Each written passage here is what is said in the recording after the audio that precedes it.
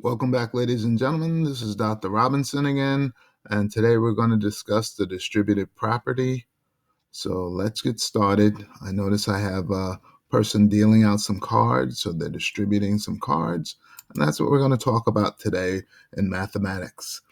The distributive property enables us to simplify expressions that have an expression being multiplied by a single term.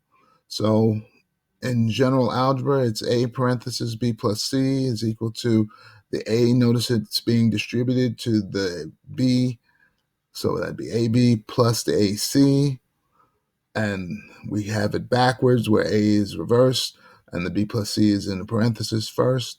So we can multiply the b times the a and plus the c times the a. We also have it as well as subtraction, so it holds true. A times B will equal AB, and A minus times minus C will give you minus AC. So we also have that backwards as written. A times B minus C will give you BA minus CA. So I'm going to give you some examples on how we do it. So let's take a look at a basic problem that you would normally see in sixth grade probably, and you would use GEMDAS, PEMDAS to simplify what's inside the parenthesis first, and then you would get your answer by multiplying the outside number secondly. So I'm not going to do that. I'm going to do the distributive property because I know that, again, if you were to just add what's inside the parenthesis, that would give you 5 on the inside, and 6 times 5 would give you 30. So I know you would get 30. But I'm going to distribute the 6 to the first term, giving me 6 times a 2, and then distribute it one more time to the plus 3. The 6 will be multiplied by the plus 3. 6 times 2 will give me the 12. 6 times the plus 3 will give me plus 18. And when I add 12 plus 18, I'll get 30, which is the same answer that I got there originally. So that's the distributive property, whereas it's a little bit of orders of operation, but just a little bit longer distributed. So let's look at another problem. Here I got another problem for you, and I know you're tempted because they're to do the inside of the parenthesis first and simplify that, then multiply. But I want to use distribution because now we have some negative signs here. So let's distribute. Negative 6 will be multiplied by the negative 2, and then we'll distribute one more time the negative 6 times the plus 3. Negative 6 times negative 2 is positive 12, because when you multiply, if the signs are the same, it's positive. And 6 times 2 is 12. And 6 times 3 is 18. And when the signs are different when we multiply, it's always negative. So we cannot add a positive 12 and a negative 18 because the signs are different. So we have to subtract. 18 minus 12 is 6. So our answer is going to be 6. Now, which sign do you choose, Dr. Rob? We choose the sign of the larger digit. 18 is a larger digit than 12, so I'm going to choose negative. So my answer for this one is going to be equal to negative 6. So I hope you understand what's going on. I want to just do one more example, though. And here I have pretty much the same example, but I have an additional term at the end, a plus term, plus 10. So see if you can figure that one out with what we just did with the plus 10 at the end. So I hope you're understanding what's going on so far. Give us a thumbs up on choice A if you understand. Great. If you're not sure, give us a thumbs down and write out your questions. Rewatch the video if you have to, and bring in your questions, and we'll be glad to answer them in class. So let's move on and step up a little bit into the algebra that we're used to seeing. So in algebra, we use variables. So variables are letters. So if you notice now this time I have a 6 with which is being multiplied by a binomial, which is two unlike terms, a plus 3. Now, I know you're tempted to simplify a plus 3, but you can't because they're two different terms. They're unlike. So you cannot add A and the 3 because they're two different things. So all we can do is distribute, multiply the 6 times the letter A, and then distribute again 6 times the plus 3. Well, when we are multiplying by a letter, usually there's a number in front of it. If you don't see a number, put the number 1 in front of it. That way you'll have a number you can multiply. So that would be 6 times a 1. In algebra, they don't write the number 1 for some unknown reason. So 6 times 1 is 6, and I have the letter A that goes alongside of it. Later on, you'll learn how to multiply letters and what you do with the exponents. Now I have 6 times plus 3 is plus 18. And I have two parts answers, a 6A and a plus 18. Now, I know you're tempted to add that together to get 24 or 24A, but you cannot. Why? Because these are different terms. So you have a 6A plus an 18. So they're different terms. All you can do is leave them as the binomial that they are. So that's all you can do. You cannot simplify any further. So you have two-part answers. Okay? So let's go on. Let's see what else we got for you. So here's another one for you to try. This time, let's distribute one more time. This time it's a negative 6 times the letter A, and we have a negative 6 times the minus 3. Now that's important. That minus sign there went along with the 3. So make sure you include it with the 3. So, and this 6 is negative, so please make sure of your signs. All right, I'll put a little 1 next to the A, so that way I can multiply my numbers. Negative 6 times positive 1, that'll give me negative 6, because when the signs are different, I choose negative.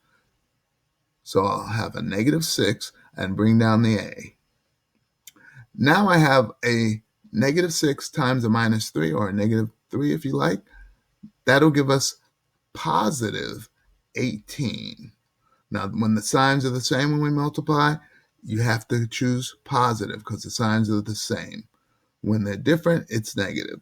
So we're going to have an answer of negative 6A plus 18, or positive 18. So we have, again, two different terms. Now, again, I know you're tempted to try to combine them, but you cannot because they're two different terms. This has an A, that doesn't have an A, so you cannot combine them. So if you forgot, check out my video on simplifying algebraic or adding polynomials, simplifying algebraic expressions, adding polynomials.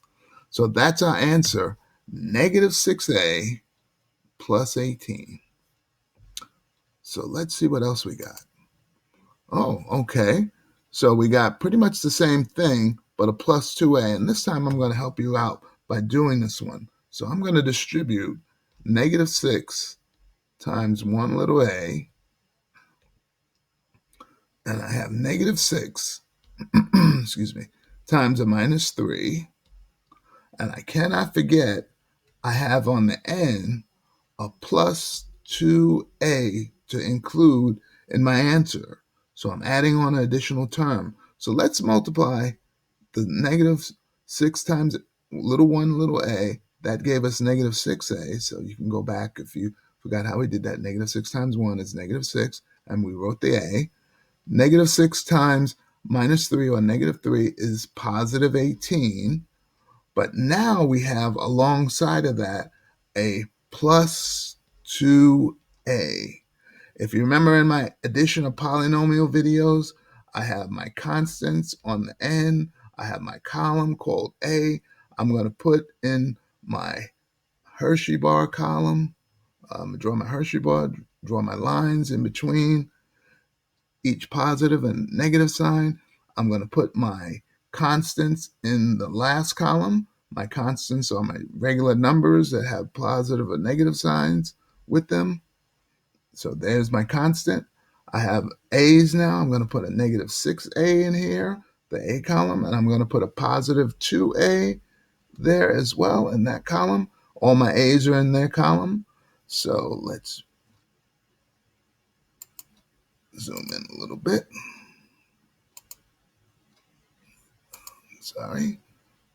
Zoom out. And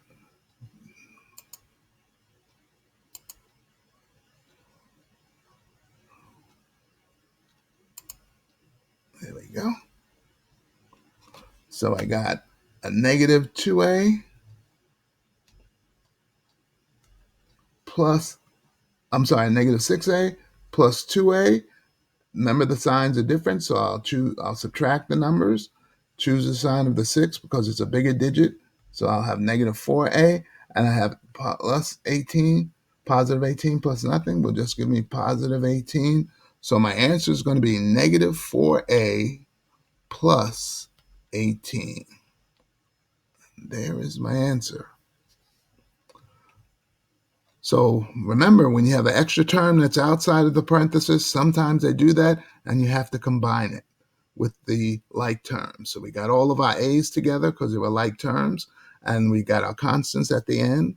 So we combine the like terms. We remember when the signs are different, we cannot add them. We have to subtract. 6 minus 2 is 4. Choose the sign of the 6 because it's a larger digit. That's why we chose negative 4. And 18 plus nothing is just plus 18. So we cannot combine these. I know you want to think maybe you can make that 14 or negative 14 or 22 or something a, but you cannot because these are unlike terms. That has an a, the 18 has nothing. So just leave them as the polynomial two parts. All right. So I hope you understand what's going on. If you're not sure, write down your questions. If you're doing great, keep it up. So one more part.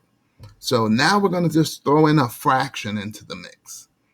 So fractions are no problem. If you don't like to deal with fractions, this is what I would recommend. Change your fractions to a decimal and then do your multiplication. That's one way to deal with it. I'll just do this one for you. So let's get good color. So 1/2 times negative 6a. So notice we got a number in there. So then I'm going to distribute again 1/2 times minus 10. So I got 1/2 times negative 6. Half of negative 6 is negative 3. So I'm going to have a negative 3, and don't forget the a. Now I got to take half of negative 10. Well, 1/2 times negative 10, or half of negative 10, is negative 5. So my answer is going to be negative 3a minus 5. And there's my two parts of my answer. So that was pretty good. 1/2 is a good fraction. So we're just taking pretty much half of what's inside the parenthesis. All right, what else do we have? All right, here's one for you. Hopefully you can do that. Half of 4a plus 2. Let's see what else we got.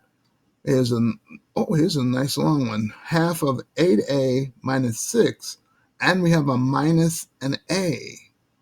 So see if you can do that one. That's a very good one. So take half of what's inside the parenthesis and then minus that little a. Bring that in. I'll be glad to see what you get for an answer. So I hope you understand what's going on. If you don't, write down your questions, rewatch the video, because I'll be glad to answer them for you in class. Here's my challenge problem. See if you can get it. I got this off of a state test somewhere. So see if you can find which expression is equivalent to 2 parentheses plus 7, x plus 7, minus 18x plus 4/5. So they're throwing in fractions, they're throwing in extra terms, and they got parentheses in there. So I'm looking at the answer choices there. I can't wait to see what you get for this one. So I hope you enjoyed our video and got something out of it. Remember, log into our YouTube channel. My channel name is Dan Robinson, PKMS. Give us a thumbs up. Hopefully you'll like our videos, what we're doing, and hopefully you'll subscribe to our channel. Help us get to 1,000 subscribers, because we're trying to get there and we're almost there. We just need your help and support. So write us a comment. I'll be glad to write back. So I hope you enjoyed the video. This is Dr. Robinson signing off. Bye-bye.